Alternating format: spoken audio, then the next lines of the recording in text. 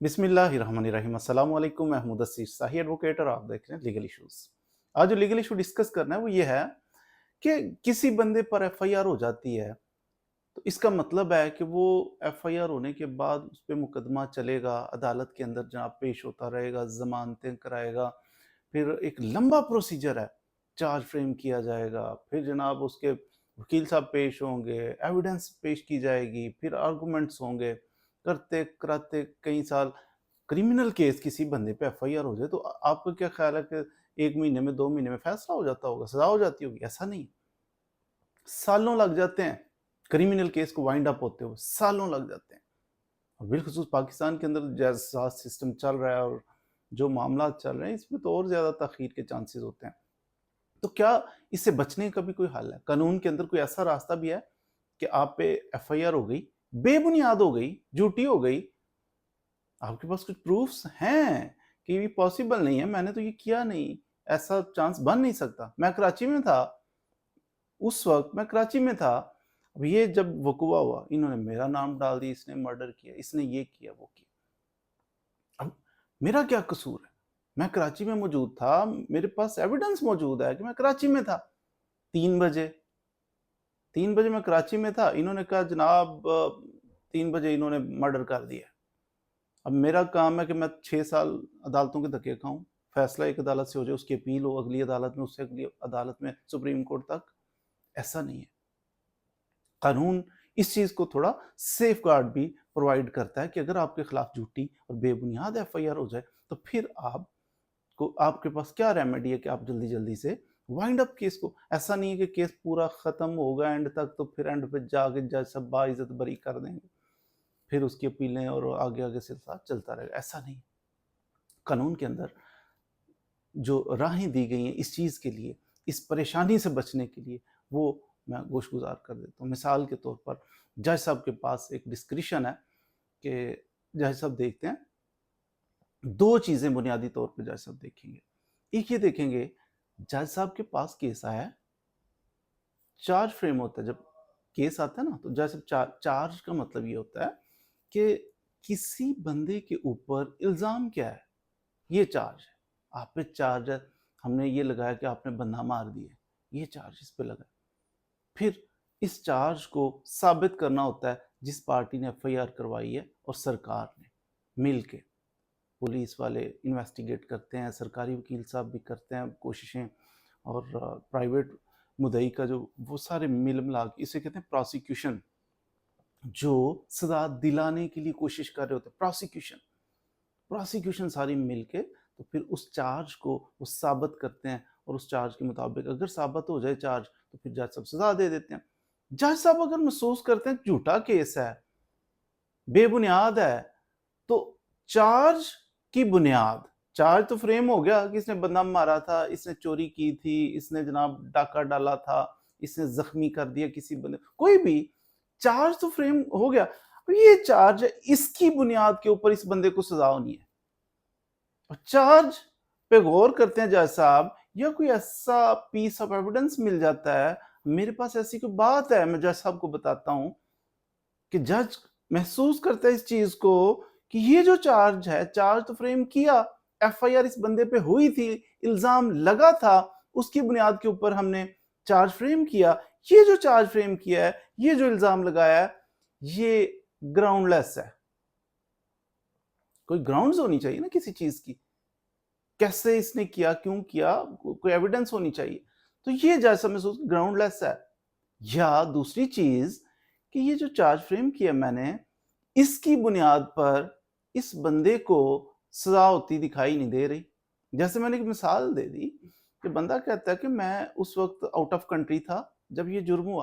अब ये इम्पॉसिबल है ना कि सऊदी अरेबिया में था मैं 15 तारीख को दोपहर 12 बजे, अब दोपहर 12 बजे अक्रंस हुआ पाकिस्तान में, मेरे पास पासपोर्ट है, मेरे पास टिकट है कि मैं नेक्स्ट डे इधर पहुंचाऊं।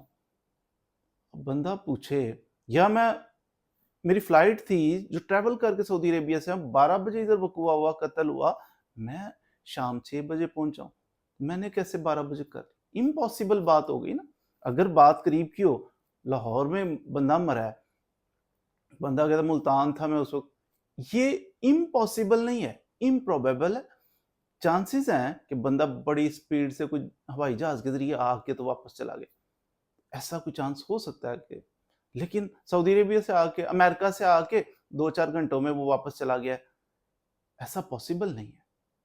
कि फिर जैसा जब महसूस करें, दो चीजें मैंने अर्ज की, एक कि चार्ज फ्रेम के ग्राउंड इसकी कोई नजर नहीं आ रही, दूसरी चीज जैसा ये महसूस करें कि इस जो चार्ज फ्रेम के इसकी बुनियाद के ऊपर इस बंदे को सजा होती दिखाई नहीं दे रही, सजा नहीं हो सकती इस बंदे को। तो जज साहब क्या करेंगे? जज साहब के पास पावर है कि वो बंदे को फौरन बरी कर देंगे, उसी वक्त बरी कर देंगे। ट्रायल को लेके शहादतें मसूल करोगे तो बहस करो तो ये करो तो दरखास्तें तो ऊपर वाली सारा कुछ छोड़ के जज साहब फौरी तौर पर उस बंदे को बरी कर देंगे। मुझे नजर आ रहा है कि इस केस को चला के मुकम्मल करके फैसला करने की बजाय अभी इसका फैसला फौरन करता हूं। तो ये कानून कौन सा इसमें? कानून इसमें है 249A। अगर आपका केस मजिस्ट्रेट साहब के पास चल रहा है, उसको 249A की एप्लीकेशन दें कि जज साहब ये ग्राउंडलेस है, इसकी बेसिस पे इसको सजा नहीं हो सकती, क्यों इतना लंबा आप ट्रायल चलाएंगे, तो मेहरबानी करके बंदे को फौरन बरी करें। इतना फ्रैंकली नहीं कहना, लेकिन बहरहाल एक कानूनी अंदाज में ही दरखास्त लिखी जाएगी, लेकिन कहना यही है जो मैं अर्ज कर रहा हूँ। फिर जज आपके पास कोई बात होगी ना करने के लिए कि क्यों इसको इसका केस पूरा ना चलाया जाए, राह में इसको फौरी तौर पे बरी कर दिया जाए, कोई बात होगी ना, वो बताएं कि कैसे आपने जो चार्ज फ्रेम किया इसकी बुनियाद पे इसको सजा नहीं हो सकती, हमारे पास ये देखिए बात है। तो फिर जज साहब महसूस करें, जज साहब उसको फौरन बरी कर देंगे, पूरा ट्रायल करके सालों बांध के फिर नहीं छोड़ेंगे, फौरन छोड़ देंगे कि नहीं बेबुनियाद सा केस है। दूसरा, अगर आपका यही इसी नेचर का कोई केस है, आपका चल रहा है जनाब सेशन कोर्ट के अंदर, सेशन जज साहब के पास, एडिशनल सेशन जज साहब के पास, उधर भी आप दरखास्त इससे मिलती जुलती दरखास्त उधर भी दे सकते हैं, वो है 265K की। 265K की एप्लीकेशन सेम इसी तरह लिखें कि जनाब ये जो चार्ज फ्रेम किया है ये नामुनासिब है, ग्राउंडलेस है, इसकी बेसिस के ऊपर सजा नहीं हो सकती। तो जज साहब लंबा ट्रायल चलाने की बजाय सारा प्रोसीजर अडॉप्ट करके एंड पे जाके बरी करें।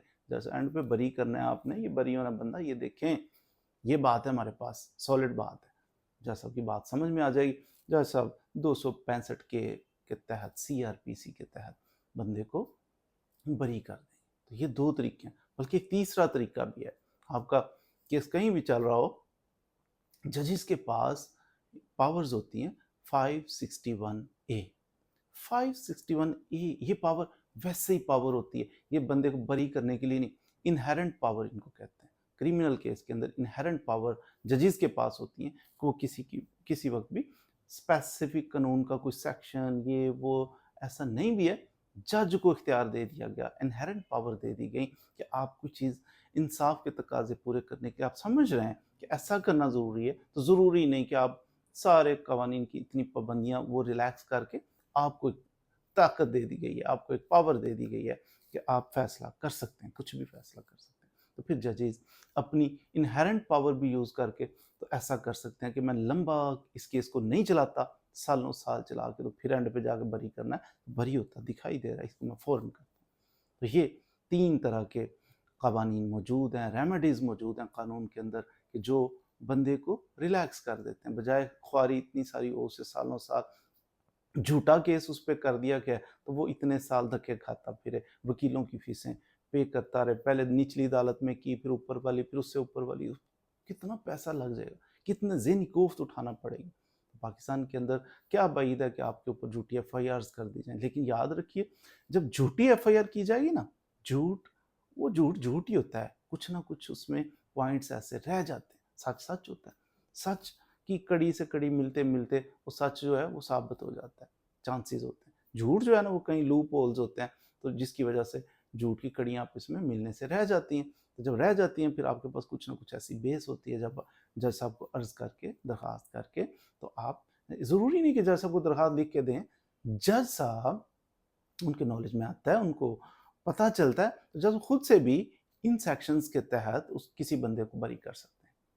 तो ये जज साहब खुद भी कर सकते हैं, आप दरख्वास्त दे के भी करवा सकते हैं, ताकि सालों साल धक्के ना खाने पड़ें اور جھوٹا اور بے بنیاد کیس جس کی بیسس پہ سزا بھی نہیں ہونی، تو اس کی وجہ سے ہم لٹکتے نہ رہیں کورٹس کے اندر۔ تو امید ہے آج آپ نے سیکھ لیا ہوگا۔ اگر اس میں کوئی نالج کی بات محسوس کریں، اپنے دوستوں کے ساتھ شیئر بھی کیجیے گا۔ چینل اچھا لگے اس کو سبسکرائب کر لیں۔ اس کا فائدہ یہ ہوتا ہے کہ فیوچر میں جو ویڈیوز اپلوڈ ہوتی رہتی ہیں تو کبھی نہ کبھی آپ کو اس کا نوٹیفیکیشن آ جاتا ہے، آپ وہ بھی دیکھ سکتے ہیں۔ Thank you very much.